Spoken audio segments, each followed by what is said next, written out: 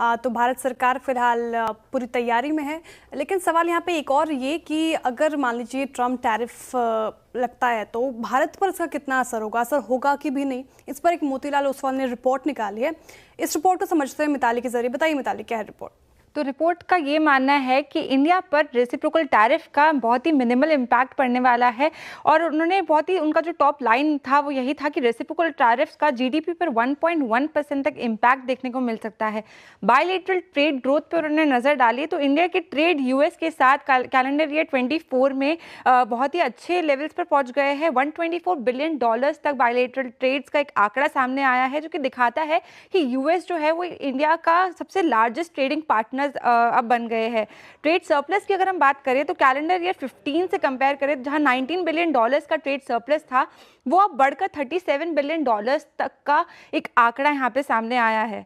कि एक्सपोर्ट्स पर आप नज़र डालते हैं, जहाँ जहाँ मेन प्रोमिनेंट सेक्टर्स वो जहाँ हम इंडिया से यूएस को माल भेजते हैं उस पर नज़र डालें तो इलेक्ट्रॉनिक्स यहाँ पे सबसे प्रमुख क्षेत्र है। साथ ही gems and jewellery, pharma, nuclear machinery, petroleum products, ये परसेंटेज वाइज सेक्टर्स का एक्सपोर्ट आपके सामने दिख रहा है। इंपोर्ट्स पर अगर नज़र डालें तो की इंपोर्ट्स में एनर्जी कमोडिटीज़ 30.7% के साथ सबसे ऊपर है। साथ ही पर्ल्स और प्रेशियस स्टोन्स, मशीनरी, इलेक्ट्रॉनिक्स भी यहाँ पे लिस्ट में शामिल है। आप समझते हैं कि टैरिफ के डिफरेंशियल्स का इम्पैक्ट क्या होगा। तो इंडिया यूएस इंपोर्ट्स पर 12% वेटेड एवरेज टैरिफ लगाता है, जबकि यूएस इंडियन गुड्स पर 3% का वेटेड एवरेज टैरिफ लगाता है। तो यहाँ पे 9% का एक डिफरेंशियल सामने आता है। एक्सपोर्ट सेंसिटिविटी जो रिपोर्ट में समझाई गई थी वो ये है कि अगर टैरिफ 9% से बढ़ते हैं तो एक्सपोर्ट्स में 4.5% तक की गिरावट आ सकती है, जो कि $3.6 बिलियन का एक लॉस आपको दिखलाता है। अब एक कैटेगरी वाइज समझते हैं कि कहाँ कहाँ किस किस सेक्टर पे इफेक्ट पड़ता नजर आएगा। तो लोअर टैरिफ डिफरेंशियल, जहाँ पे टैरिफ कम है लेकिन एक्सपोर्ट्स ज़्यादा होते हैं, तो उन सेक्टर्स में फार्मा, जेम्स एंड ज्वेलरी और अपैरल जैसे सेक्टर शामिल है।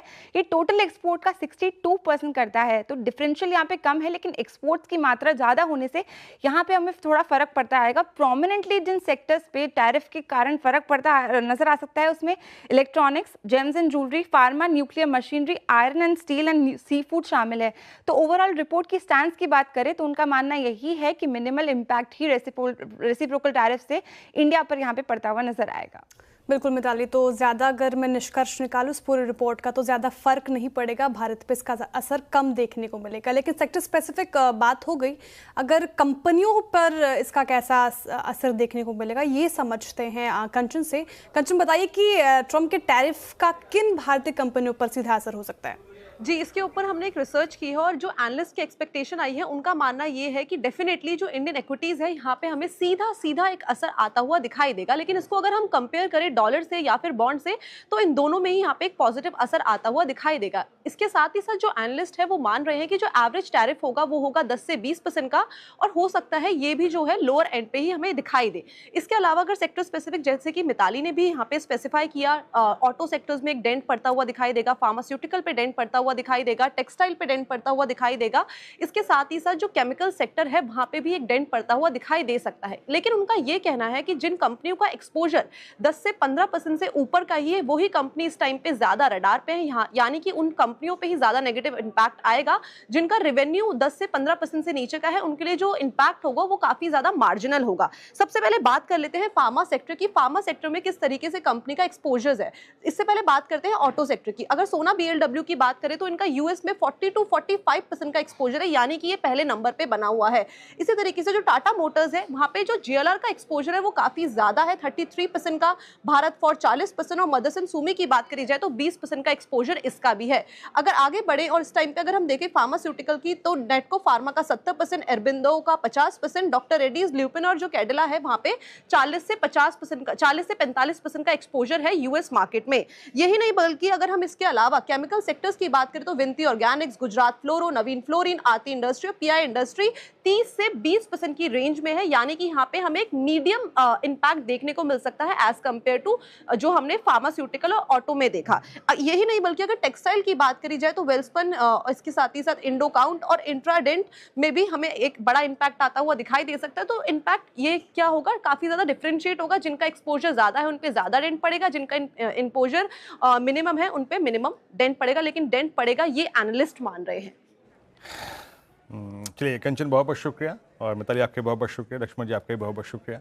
आई मीन सेक्टर स्पेसिफिक और स्टॉक स्पेसिफिक और साथ ही साथ सरकारी मशीनरी इस वक्त किस प्रकार से काम कर रही है, इस महत्वपूर्ण इवेंट से पहले इस सब पे प्रकाश डालने के लिए अनुज, अभी लक्ष्मण जी ने एक लाइन बड़ी अच्छी बोली कि शायद बाजार ज़्यादा पैनिक कर रहा है, शायद सरकारी मशीनरी इतना पैनिक नहीं कर रही है। क्योंकि अच्छा, ये बात भी सही है लॉजिकली। आप देखिए, प्रधानमंत्री एक मुलाकात कर चुके हैं राष्ट्रपति डोनाल्ड ट्रंप से, उसके बाद पीयूष गोयल अमेरिका गए।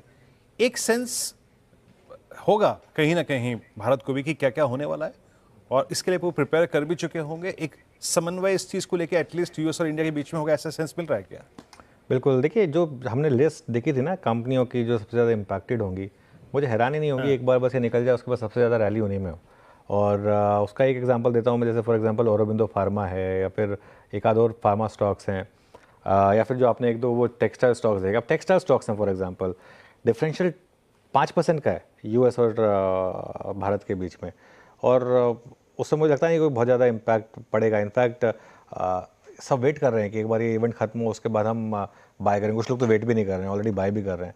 और बिल्कुल सही कहा आपने वीरू कि I think plans in place होंगे, और आई थिंक अब अगर मार्केट गिरेगा ना, इस वजह से नहीं गिरेगा। अगर मार्केट गिरेगा तो वो अर्निंग्स की वजह से गिरेगा, वो मेन फैक्टर होगा। आज तो बस मार्केट वेट कर रहा है कि बस ये इवेंट बस ख़त्म हो और हम यहाँ से आगे बढ़ें, बस बेसिकली सारी के सारा सार इसका ये है। चलिए लक्ष्मण, मिताली, कंचन, बहुत बहुत शुक्रिया ये पूरी की पूरी जो आज की सबसे बड़ी स्टोरी है उसको कॉन्टेक्स्ट में रखने के लिए। तो ये कुछ स्टॉक्स और सेक्टर्स फोकस में जो है, एक और सेक्टर